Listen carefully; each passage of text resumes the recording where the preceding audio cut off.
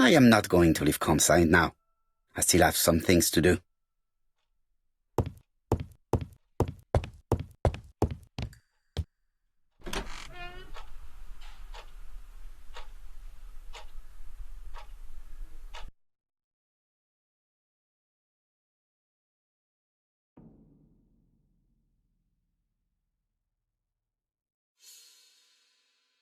Campsite's private collection, purchases since 1920. The catalogue for Sir Carmichael Clarke's collection.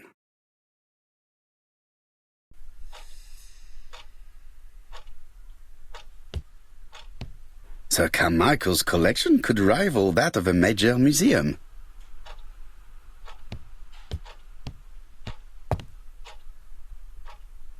The door is locked.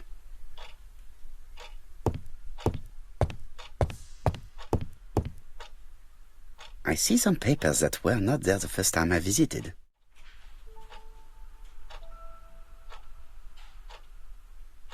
Valuers report property.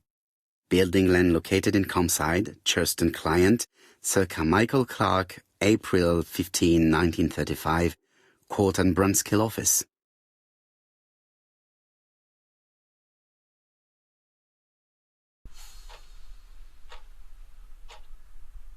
Valuers report property. Building land located in Campside, Churston client, Sir Carmichael Clarke, April 15, 1935, Court and Brunskill office.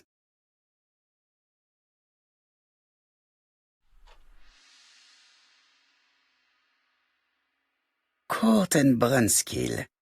The name is familiar. Is that not the name of the firm Donald Fraser works for?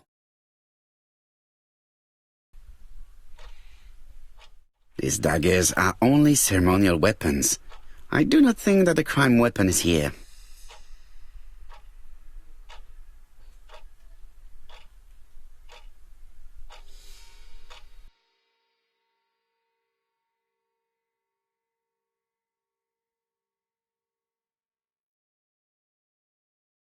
Ernest Logan, MD, Brighton Cancer Institute, 201 Dusk Road, Brighton, Sussex.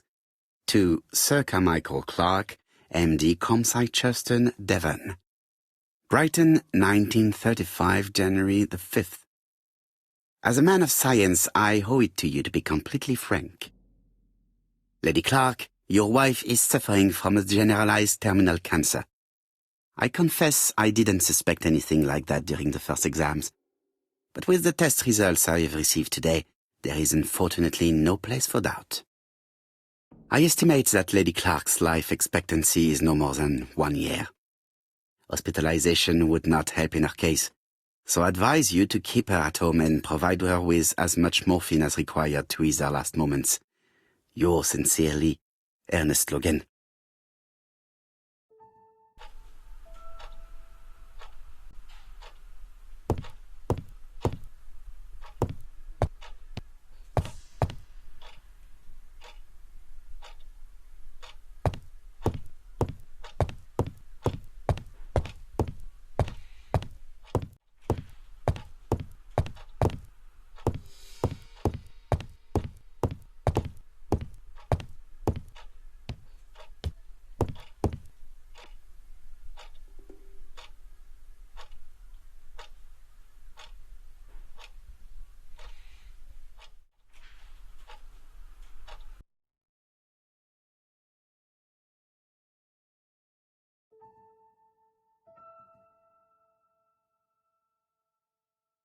Compass, point to the south.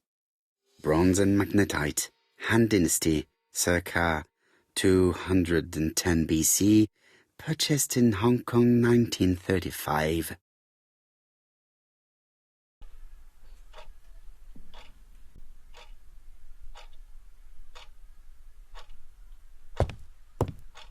There are some very valuable objects here.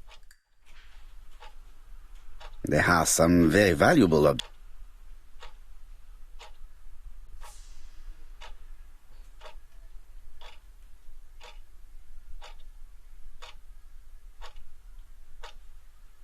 Traditional Chinese map, facsimile, South is on the top of the map.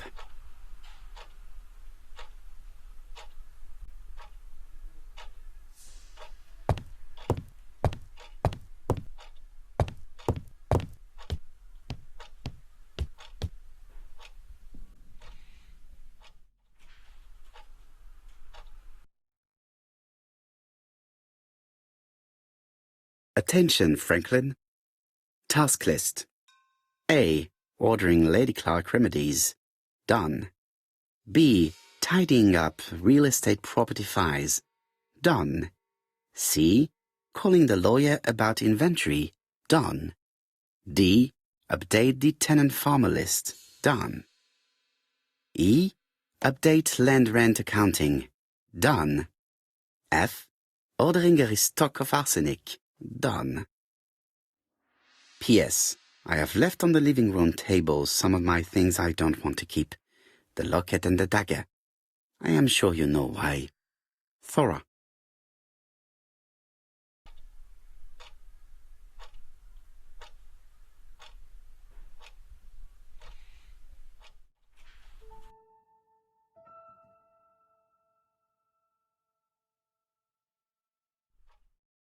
A dark dragon for a bright-haired maid. C.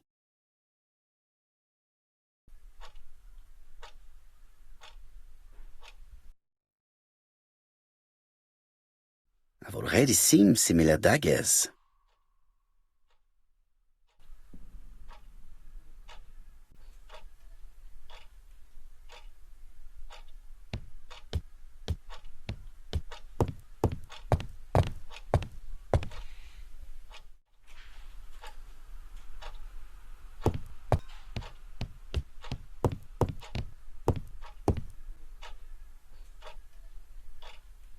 These daggers are only ceremonial weapons. I do not think that the crime weapon is here.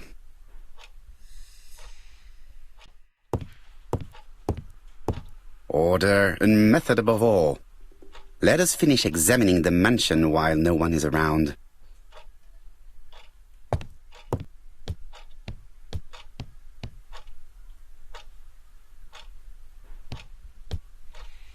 The door is locked.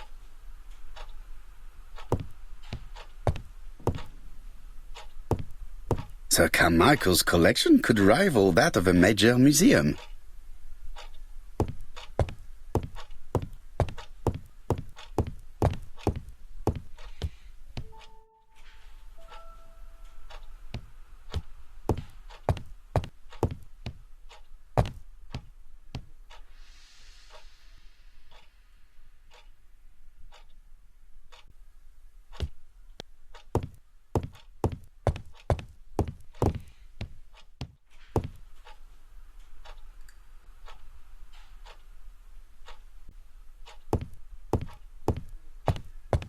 There are some very...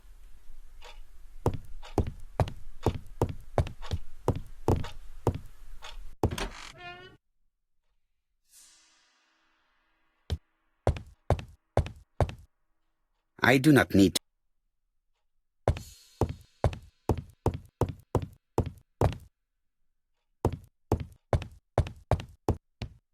I am not going... Best to leave her to sleep now.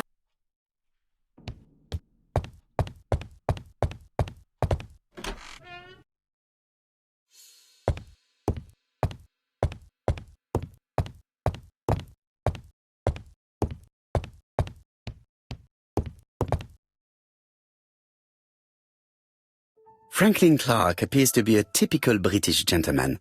A good sportsman, a hunter, a traveler.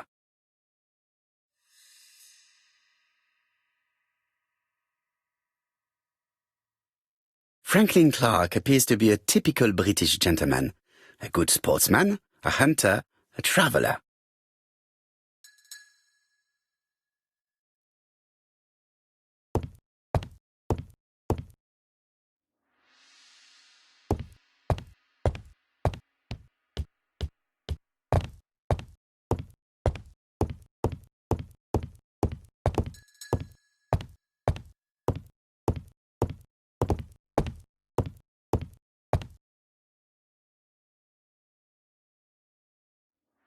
met flasken.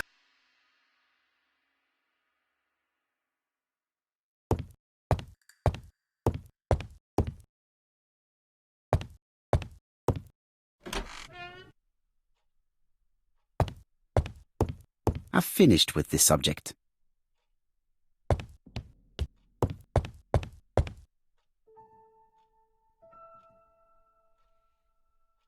April 19.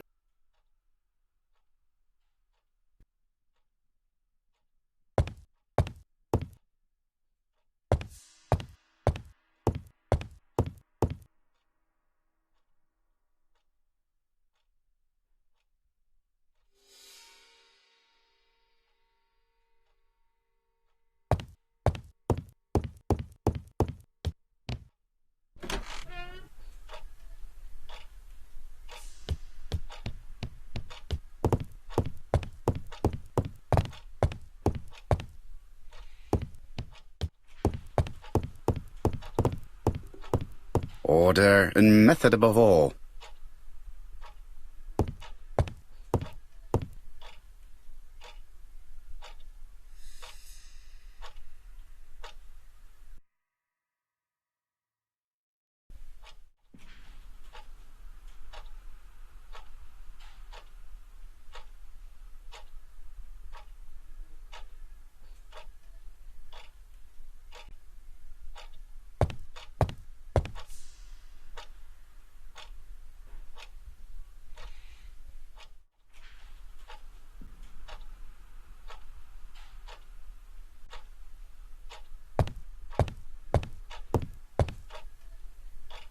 The door is locked.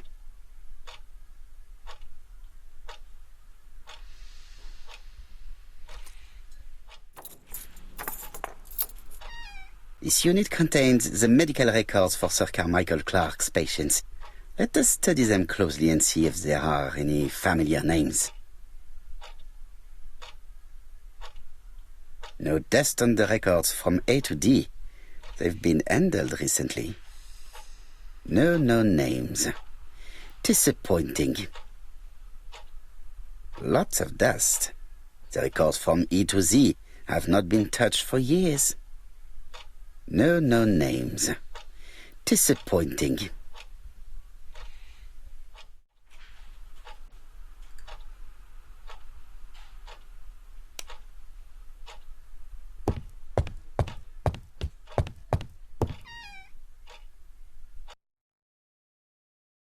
Where is the horrible smell of carrion coming from?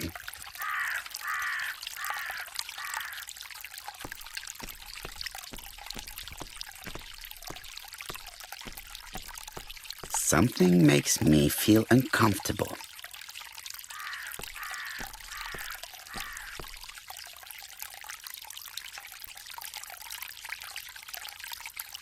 Brown pellets.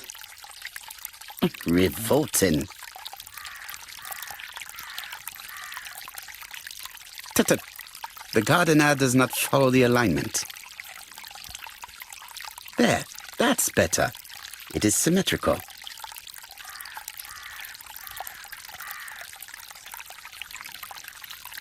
Brown pellets.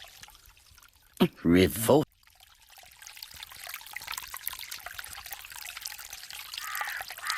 There, that's better.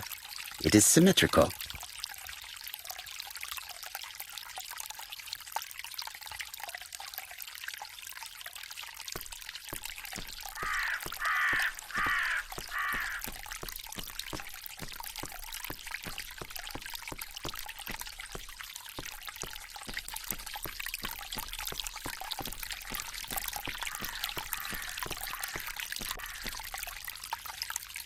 This wisteria is in full bloom.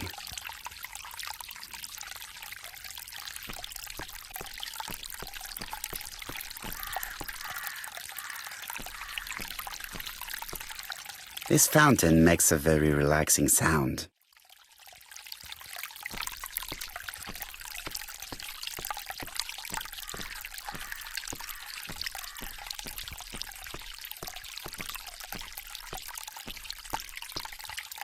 It was probably the gardener who lit this fire.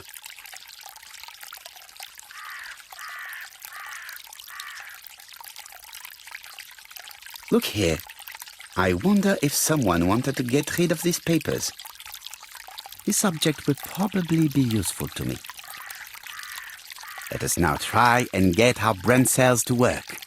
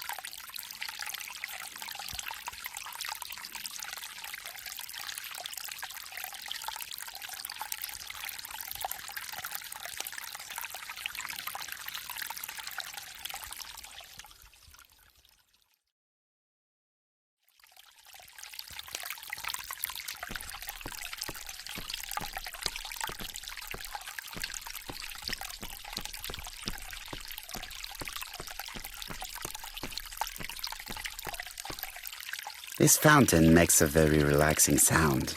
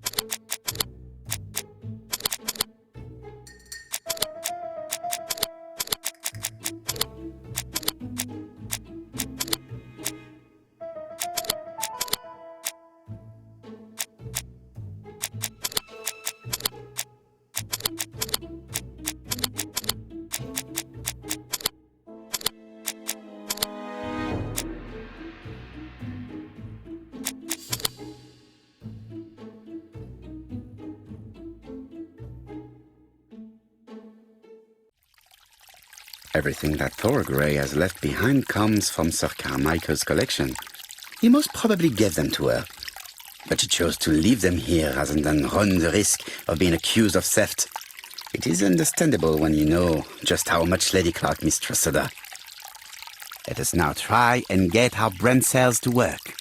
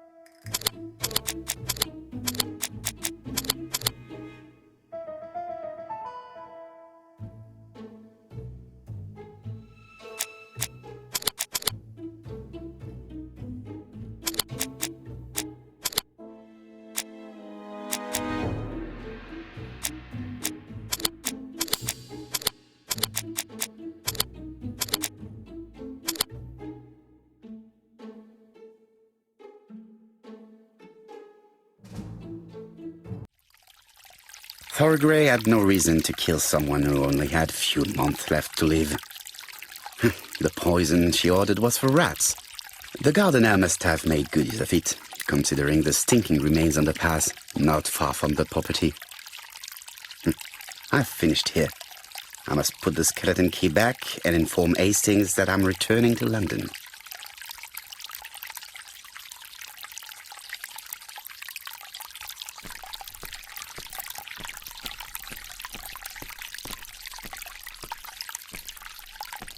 I would like to congratulate Clark's gardener. What symmetry!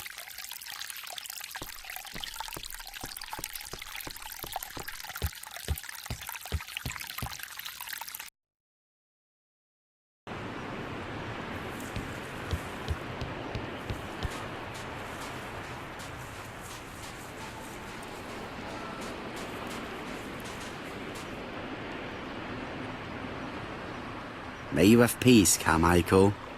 Charlotte.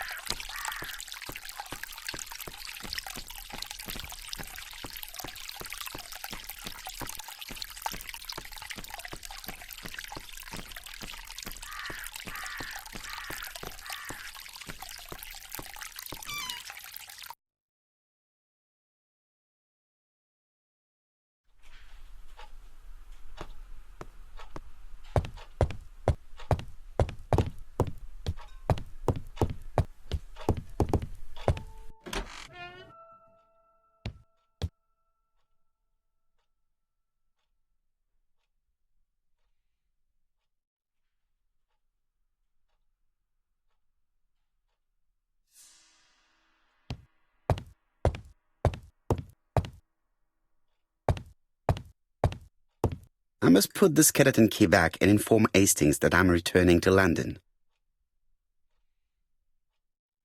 I must put the skeleton key back and inform Hastings that I'm returning to London.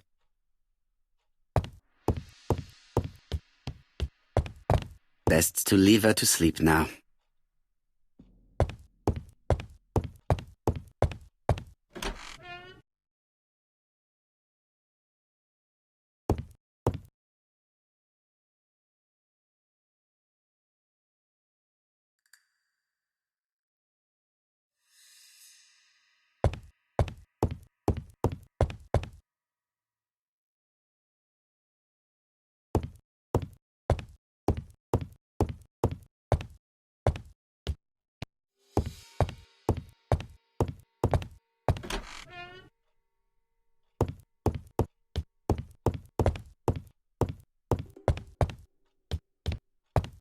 I've finished with this subject.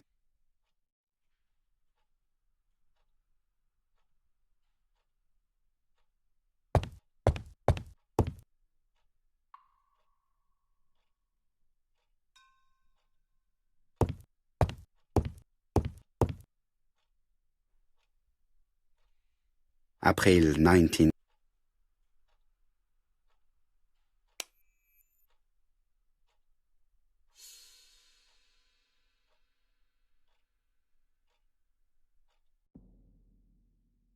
If someone has tried to get rid of these documents, they may be important.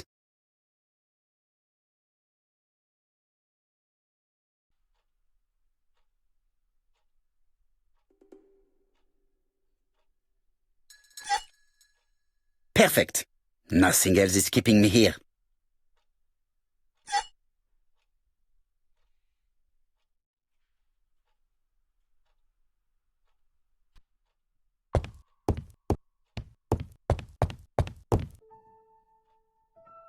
Hello, Hastings?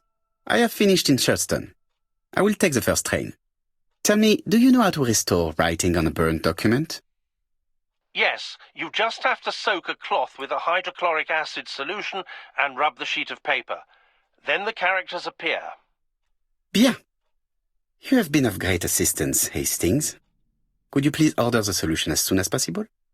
Of course, but what documents do you want to read? You will see, my friend. À ce soir.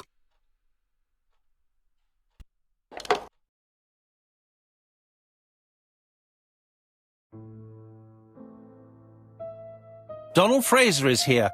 He insisted on waiting to see you.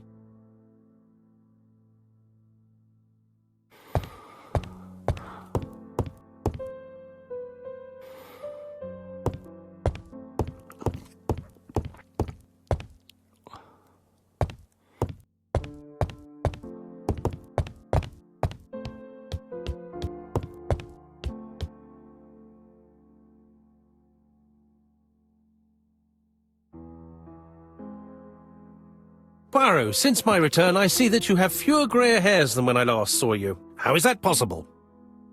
Mon ami, I am sure that you will find the explanation all on your own.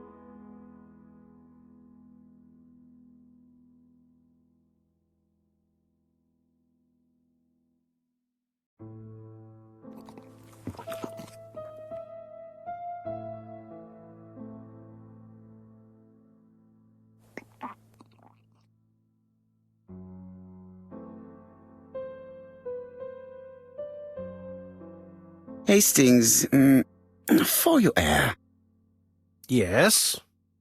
there exists an accessory, how shall I say, that can be fastened to the scalp and covered with your own hair. Let me be quite clear, it is not a wig. Come on, Poirot, I'm not losing my hair. It's just thinned slightly.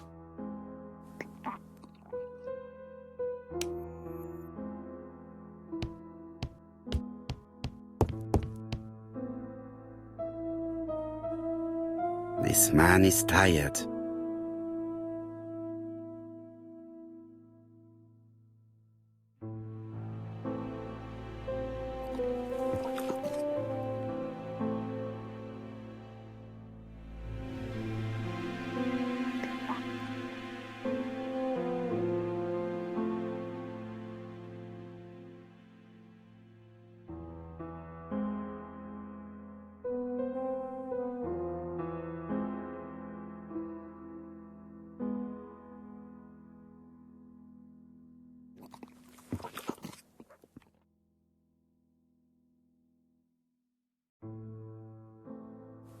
Donald is short of sleep, and it looks as if he didn't even bother to undress before going to bed.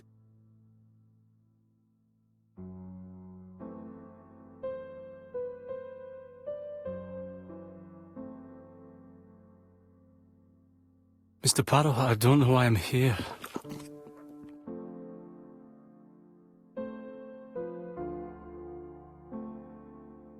You wanted to talk, and you came to find the only man capable of hearing you. Mr. Poirot, since Betty's death, I've doubts about myself. I don't know what to do. And I keep having a horrible dream 3 nights in a row.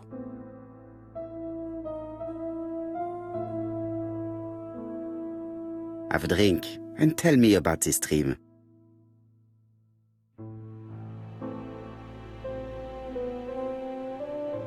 It's always the same. I'm on the beach with Betty. I grab her round the throat, and I squeeze, and squeeze until she's dead. Her head falls back, and I see that it's no longer Betty. It's Megan's face. Have you seen Megan Barnard recently? Yes, our grief has brought us together. I never really knew her before. She's really quite a remarkable girl. but I would never tell her about my dream. Why not? Is it her you are attacking in your dream? No, it's Betty. And once Betty is dead, it's Megan's face that appears in its place. Very interesting. Let us now try and get our brain cells to work.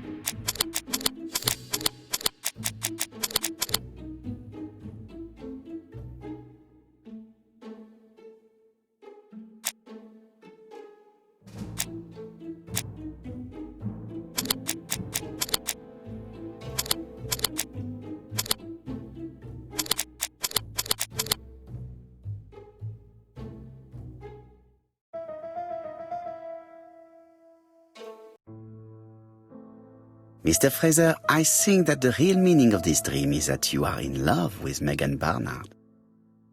Please go on. Do. This dream certainly betrays your guilt.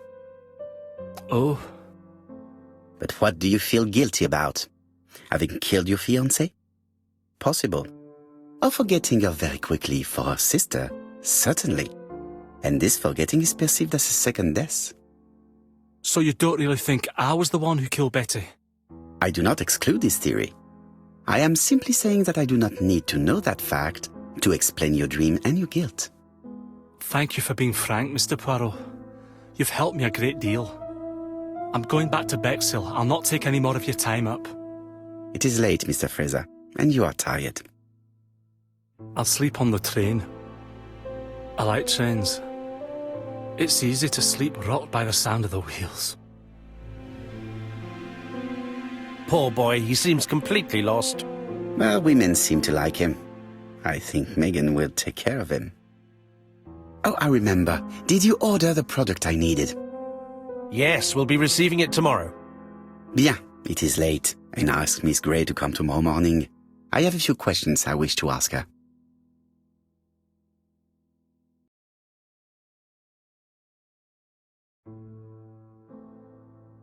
Mademoiselle, I asked you here in order to answer a very important question.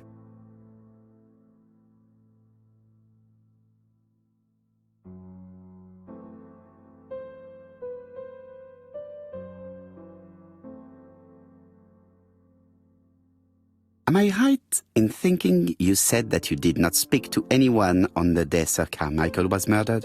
It's the absolute truth.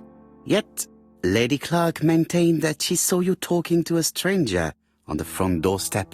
Really? She must have been mistaken. Oh, I remember now. I'd forgotten all about it, but it wasn't important. It was just a salesman. One of those traders who sell stockings from door to door. Can you describe him to me? Medium size, glasses, dark suit and a felt hat. Not the sort of man you notice, completely harmless. That's why I forgot all about him. Nothing else? He was very hesitant and shy. Usually door-to-door salesmen are very confident, but he wasn't.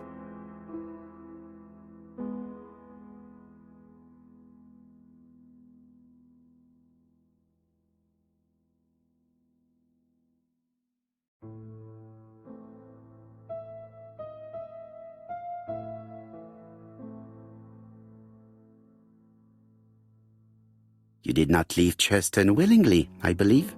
I don't wish to lie. Lady Clark did not appreciate my presence. And Franklin could not go against the wishes of a sick lady. He is a good man, and he worries a great deal about his sister-in-law. I noticed that you left some personal belongings behind at Churston.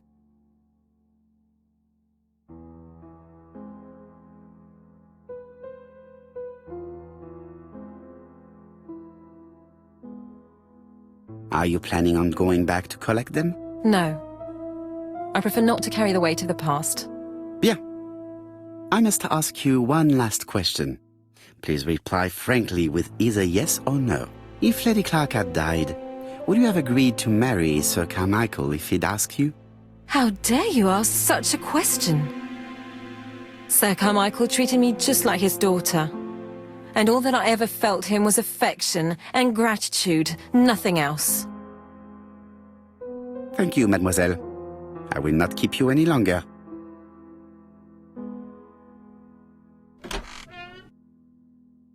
I met Thora Grey on the stairs. Her cheeks were ablaze, and she appeared to be deeply hurt. Poirot, have you offended the poor girl again? Do you have good reasons for accusing her? I accused her of nothing, Hastings. I simply asked her an important question she did not answer. Let us see if we can answer it for her. Let us now try and get our brain cells to work.